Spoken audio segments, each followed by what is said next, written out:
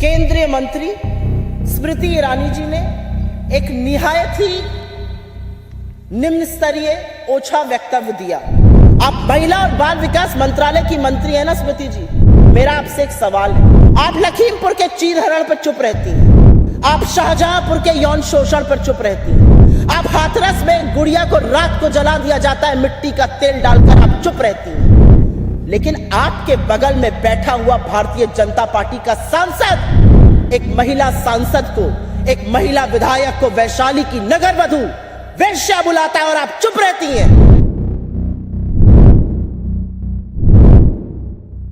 कब माफी मांगिएगा आप इस देश से? आज कहने का वक्त है, खड़ी होइए और माफी मांगिए इस देश से। ऐसा कौन सा रिश्ता है? ये क्या दिक्कत है अडानी की जो बचाने के लिए सारी सरकार खड़ी हुई है? सारी की सारी सरकार हर मर्यादा, हर लोक लाज को ताक पे रखकर अडानी के बचाव में उतरी। आप सबको मेरा नमस्कार। और अभी थोड़ी देर पहले केंद्रीय मंत्री स्मृति ईरानी जी ने एक निहायत ही निम्न स्तरीय ओछा वक्तव्य दिया। मैं उनका जवाब देने नहीं आई हूं, लेकिन कुछ सच बयां करने आई हूं। और उस वक्तव्य को सुनकर मुझे एक ही चीज लगी कि शब्द नरेंद्र मोदी के हैं और संस्कार आरएसएस का है।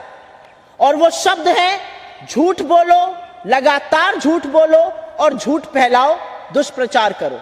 ये शब्द नरेंद्र मोदी जी के हैं और ये संस्कार आरएसएस के हैं। जो ट्रेनिंग स्मृति जी की झूठ बोलने के लिए हुई है उसका पर्दाफाश करना जरूरी है। असलियत यह है, चाहे वो स्मृति ईरानी हो, चाहे वो अनुराग ठाकुर हो, चाहे वो पीयूष गोयल हो, चाहे वो अमित शाह हो, चाहे वो नरेंद्र मोदी हो, लगातार झूठ बोलकर मुद्दे से ध्यान भटकाना है। असलियत यह है कि अडानी मोदी के संबंधों की परत खुल रही है और जनता देख रही है, जनता समझ रही है क्या हो रहा है। जो रंगी पोती एक इमेज बनाई गई थी, जो खोखली इमेज खड़ी गई थी, उसका सच सबके सामने आ रहा है। आज दिक्कत यह है कि अडानी पर जो सवाल राहुल गांधी जी ने संसद में पूछे थे, और वो सवाल आज भी जायज है, उनका जवाब नहीं है भारतीय जनता पार्टी के पास या नरेंद्र मोदी जी के पास। और उन सवालों से ध्यान भटकाने के लिए अनर्गल बातें कही जाएंगी। आज जनता वो सवाल पूछ रही है। आज जनता के मन में आ रहा है, ये क्या अडानी से संबंध है? ये कौन सी प्रेम कथा है कि सारी की सारी सरकार हर मर्यादा, हर लोक लाज को ताक पे रखकर अडानी के बचाव में उतरी हुई है। अरे मोदी का बचाव कर लीजिए तो हम समझते हैं, अडानी का बचाव करने के लिए हर सांसद, हर मंत्री, देश के प्रधानमंत्री तत्पर हैं। आपने देश की संसद को, देश के लोकतंत्र को गिरवी रख दिया कि अडानी बच जाए। लेकिन आज वही जनता के मन में यह सवाल है और वो जनता पूछ रही है, ऐसा कौन सा रिश्ता है? ये क्या दिक्कत है अडानी की जो बचाने के लिए सारी सरकार खड़ी हुई है? और आपको लगता है कि राहुल गांधी की सदस्यता रद्द करके आप उनकी आवाज को दबा देंगे, आप उनको चुप करा देंगे, तो यह आप मुगालते में हैं। आप उनका घर ले लेंगे, वो तो कहते हैं मेरा कभी घर था ही नहीं। और जो शख्स हर कीमत पर लड़ने को तैयार है वो आपको भयभीत करता है।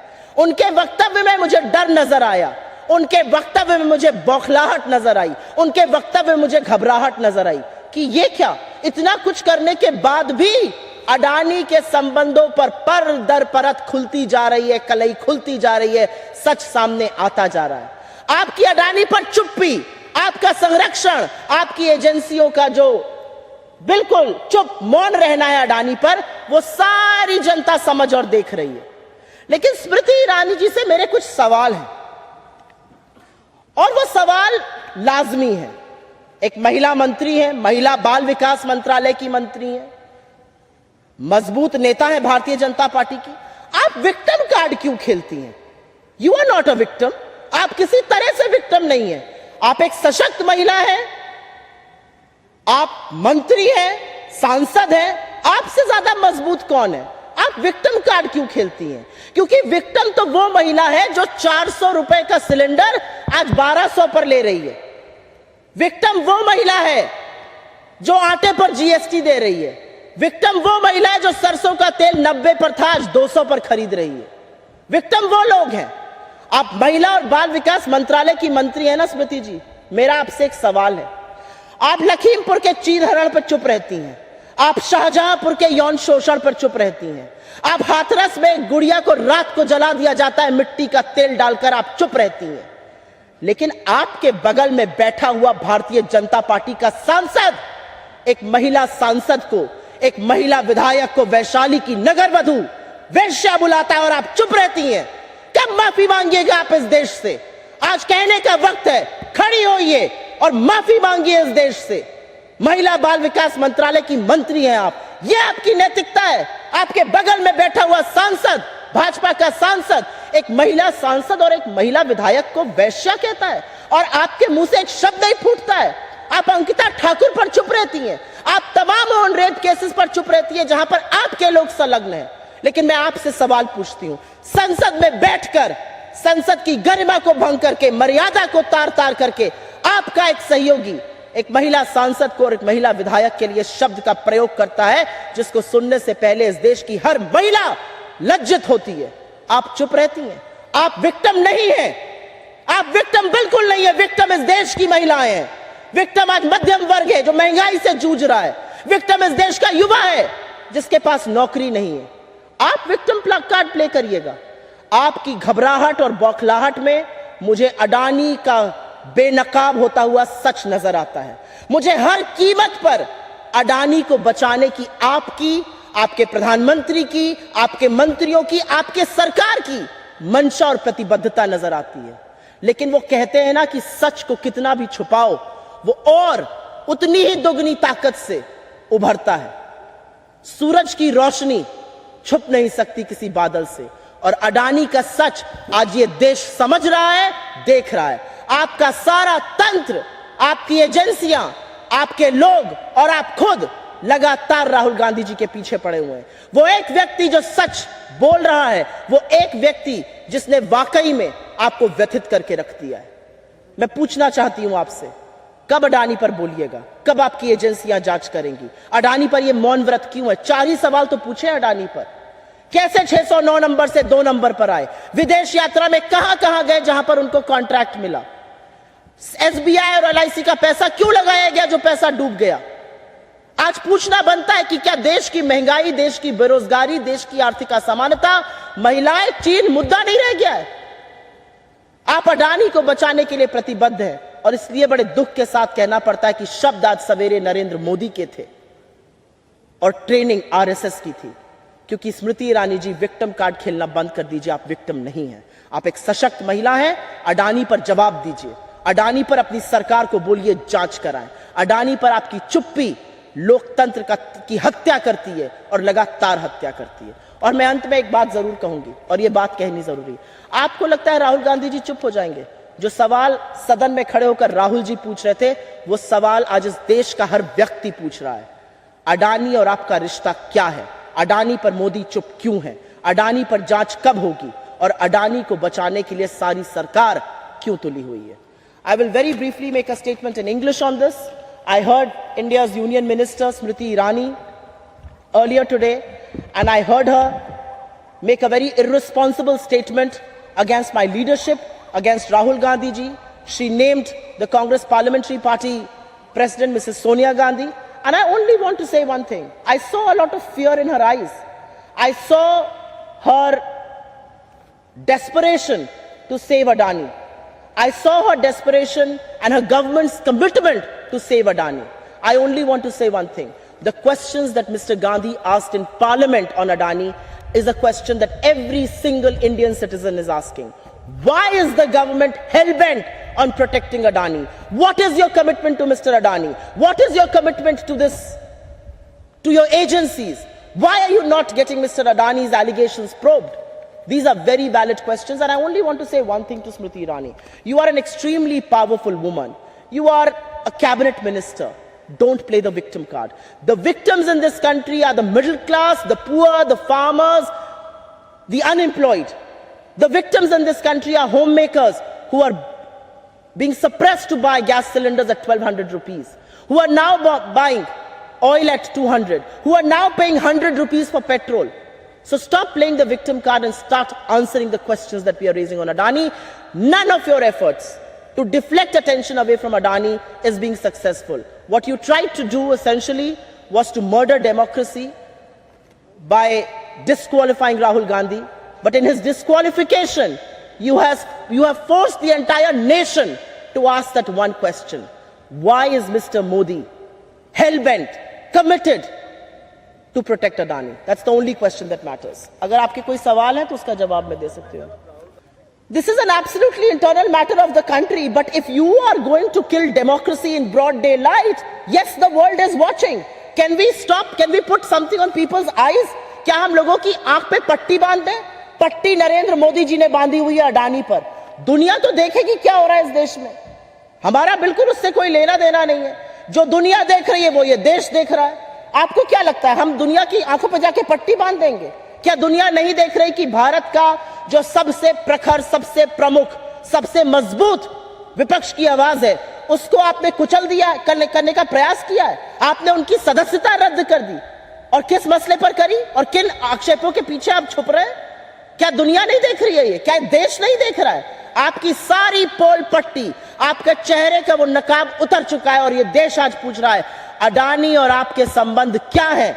और अडानी को बचाने के लिए अगर आपको लगता है कि राहुल गांधी की सदस्यता रद्द करके आप उनको बचा लीजिएगा तो आप मुगालते में. सत्ता की जरूरत आपको है अडानी को बचाने के लिए. सत्ता की जरूरत आपको है राहुल गांधी को चुप कराने की कोशिश करने के लिए. सत्ता की जरूरत आपको है विपक्ष को डराने धमकाने के लिए. सत्ता की जरूरत आपको है संरक्षण देने के लिए अडानी की. राहुल गांधी के साथ सत्य है और वो सत्य की लड़ाई सदन और सदन के बाहर लगातार लड़ रहे हैं और मजबूती से लड़ी जाएगी. मोदी जी ने तो हमें वो हथियार दे दिया है कि लामबंद हो चुका है विपक्ष और पूछ रहा है आपसे सवाल, जेपीसी कब गठित करिएगा, अडानी पर चुप्पी कब तोड़िएगा. और अब यह सवाल विपक्ष नहीं, अब यह सवाल देश पूछ रहा है. राहुल गांधी जी को यह घर नरेंद्र मोदी जी की कृपा से नहीं मिला था. राहुल गांधी 4 बार के चुने हुए सांसद हैं. एक सांसद होने के नाते, लोगों के मैंडेट के नाते, जिन लोगों ने उनको चुना, उनको अधिकृत किया कि उनको यह घर मिले. पहली बात, घर खाली कराना, आशिया उजाड़ना, आपको लगता है इससे राहुल गांधी चुप हो जाएंगे? एक्चुअली प्रॉब्लम यह है कि राहुल गांधी ने इनको इतना व्यथित कर दिया, इतना विचलित कर दिया है, इन बेचारों को समझ में नहीं आ रहा है ये करें क्या. इनको लगता है कि राहुल गांधी की सदस्यता रद्द करके या घर खाली करा के, राहुल गांधी जी सबके लिए तैयार है. जब हमारा नेता बाहर आकर कहता है कि मैं हर कीमत चुकाने को तैयार हूं, तो उसकी रगों में शहादत का खून है. उनको लगता है कि वो राहुल गांधी जी को चुप करा देंगे. राहुल गांधी जी के पिता ने और उनकी दादी ने इस देश के लिए शहादत दी है. आपको लगता है राहुल गांधी जी का घर ट्रांसफर करा के, घर हटवा के आप चुप करा दीजिएगा? एक्चुअली अब जो राहुल जी बोल रहे हैं वो जनता और प्रखरता से बोलेगी, इससे वो डरते हैं. आगे वो कहां जाएंगे, क्या रहेंगे, मुझे नहीं लगता कि इस सार्वजनिक प्लेटफॉर्म पर मुझे इसकी जिक्र भी करना चाहिए. I am presuming, with all due respect to you, my friend here, I am presuming that you do not think I'm such a fool that I will sit and discuss my legal strategy here. The BJP is extremely worried about what the Congress will do.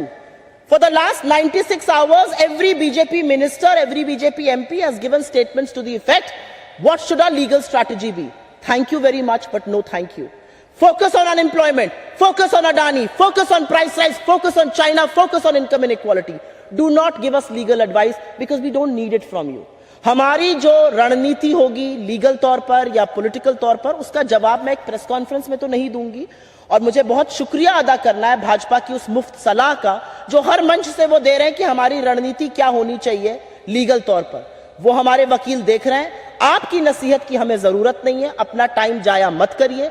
अपना time आर्थिक असमानता में, गरीबी दूर करने में, महंगाई कम करने में, रोजगार बनाने में और अडानी का सच का जवाब देने में लगाइए. हमें आपकी लीगल नसीहत की जरूरत नहीं है. ये मैं भाजपाइयों से कहना चाहती हूं.